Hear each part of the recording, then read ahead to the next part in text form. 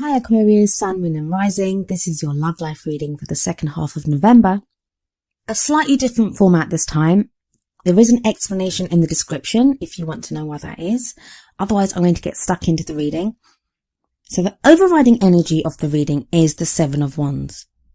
Now, when the Seven of Wands comes up, it can feel like things are coming at you from every direction. You can have so much on your plate. You may be having to battle on different fronts. But as we look at this card, all we see are the weapons being held up to this person. But she looks totally resolute. Look how she stands there with her wand in her hands and she's ready to fight. And I mean, it may be a lot to do with the fact that Mars enters Aquarius on the 9th of November. I am doing this reading on the 8th. So a lot of this energy you may find is what you bring into the second half of November. So anyway, so we see this person is ready to fight. And I always say the Seven of Wands, there's nothing in the Seven of Wands to show that you won't be victorious. In fact, I always feel like it's a test. Like it tests you that you can win, you can come out on top. But a lot of Aquarians may find themselves feeling more aggressive at this time. And that can be kind of an influence of Mars when Mars is in your sign. And I mean, it's something that I'm aware of too, because I have an Aquarian sun, as many of you know. So there is that overriding energy. Wands can be fiery and passionate and willing to fight. I mean, it's a different energy from the kind of cold, logical Aquarius mind that sometimes Aquarians are known for. But there is that passion. Aquarians fight, but usually they come from a very logical place to fight for something. This is more passionate, but there is that confidence to know that you will win. And like I said, it can be a test. It can be a test by spirit, the universe, or even a literal test in our lives, that maybe you're going through exams, maybe you're dealing with job interviews or something, but it can be a test in time. Now, what's at the heart of the reading, which is a very interesting card, is the Ten of Cups. And the Ten of Cups is the happily ever after. Now, if you're not living your happily ever after right now, this can be your kind of eye on the prize. Like, this is where Aquarius wants to go. Who says Aquarius is all cold? I mean, I know I just said it, but I know Aquarius can be known to be that kind of cold, analytical, kind of withdrawn. We can detach from our emotions, but this is the opposite. It's like we want that. So Aquarius wants that happily ever after, wants that, this can be also to do with reunions, gatherings, social meetings, groups of people, and that is very Aquarius, being in a group of friends. But it's, in a love life reading, it usually indicates the happily ever after. And I feel like that is very important to a lot of Aquarians. And that's a huge thing for Aquarius to admit. The kind of past energy that you're bringing into the second half of November, Aquarius, is the Two of Swords. The Two of Swords can talk about conflict, can talk about being defensive, being afraid to move forward, protecting yourself. I mean, look at the way this woman has those two swords held out, and she's like on her tippy toes like a ballerina. And she's blindfolded, and it can be that whole, like, you know how kids are like, you know, like, I don't want to see it, I don't want to see it. So it can be that kind of energy, and like, that's what you've gone through. And it, for reason. I mean, you've not done this to be difficult or to create problems. It's because you've had this difficult balancing act to do. You may have been hurt. You may have had a painful breakup. I mean, it is the Two of Swords. And that's caused you to protect yourself, to not get involved with people, to not allow love into your life. Very new energy coming in now. We have the Ace of Pentacles energy, and that's in your present. And that's kind of causing you to get very real, Aquarius. It's causing you to be very real. In a general reading, this would normally be a new way to make money, maybe a new home. It's a new practical beginning. But in a love life reading, it can be a new, getting very real about your love life, like the practical side of it, but wanting to begin afresh, wanting to begin anew. It can be that real, earthy connection with someone else. I love the energy that comes in the future. I think for those of you Aquarians that have been working really hard to get in a good financial situation, and that Ace of Pentacles can show that maybe you've been receiving returns on work that you've been doing in your practical life. It feels like you've got your ducks in a row when it comes to work or money or savings or investments or whatever that type of thing is. You have your ducks all in a row. So in the future energy, you'll be enjoying that abundance. You'll have that there.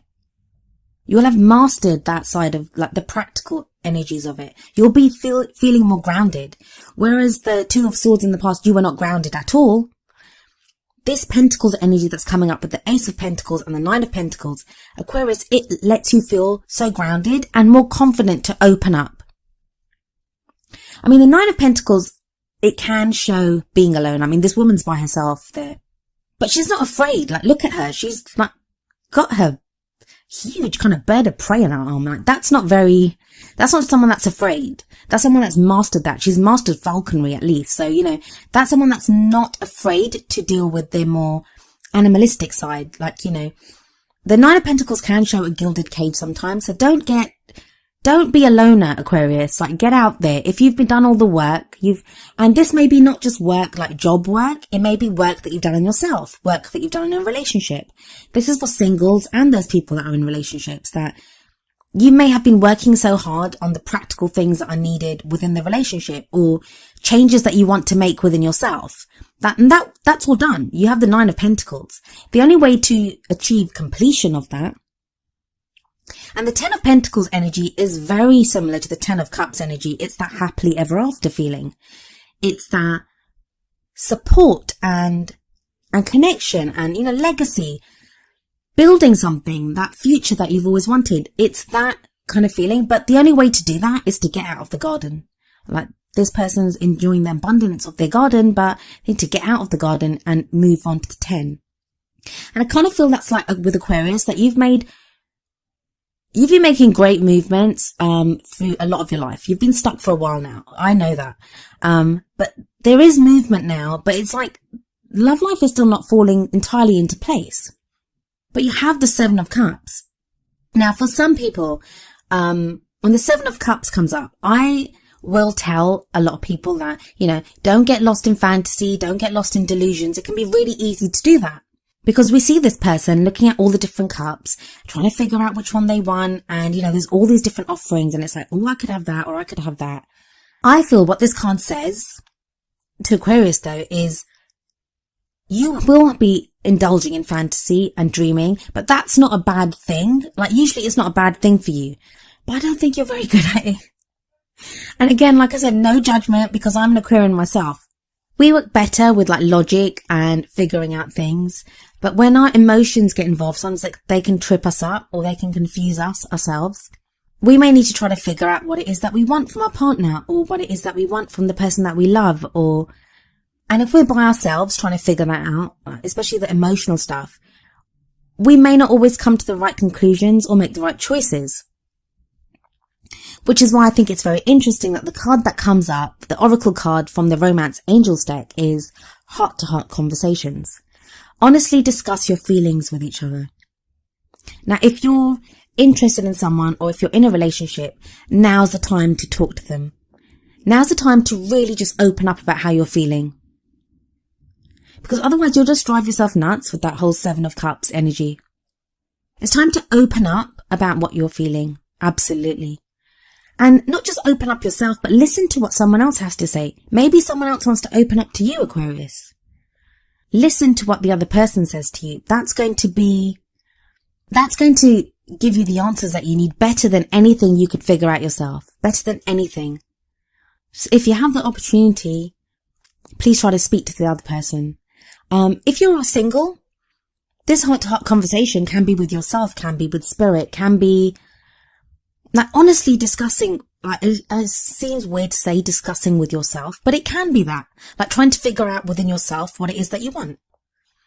Get really honest with what you want. I mean, one of the things with the Seven of Cups energy is you can't pick all the cups. There's different things in all the cups. You can't have all of them. You can only pick one. So if you have more than one option available to you in love life, in your love life, pick one. If you're not sure what you want with it in your love life, it's time to start figuring that out. Like, you want your happily ever after. How do you want it? What do you want? Does that mean getting married? Does that mean living with someone? What is it that you want? And let's not forget the Seven of Wands energy that came up at the beginning, where we might have done the whole blindfolded, trying to keep the balance thing with the Two of Swords and protecting ourselves. Seven of Wands is like, you come out swinging. So, like, don't be too aggressive. Be open to listening to what someone else has to say. Stand your ground. By all means, stand your ground. But be open to hearing what messages of love come to you, what someone has to say to you about love. And this might not even be someone that you're interested in. It might be someone that you would never consider in a million years to date or to be in a relationship with. Maybe they have something to say to you at this time that you need to hear. So the wisdom of the oracle card that I picked for you was number 44, Thinker. I shall read from the book for this card.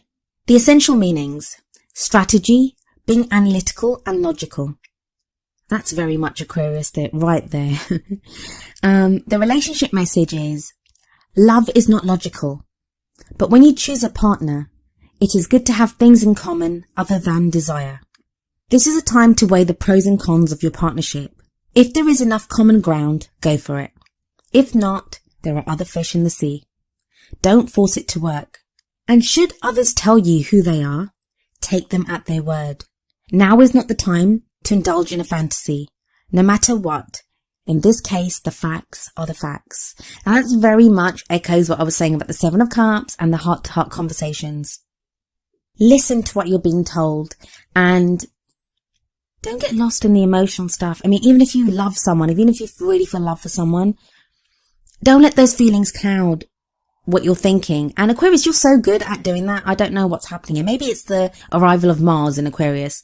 Maybe that's what's causing this kind of confusion and kind of urging you to act when maybe you should be listening and taking someone at their word.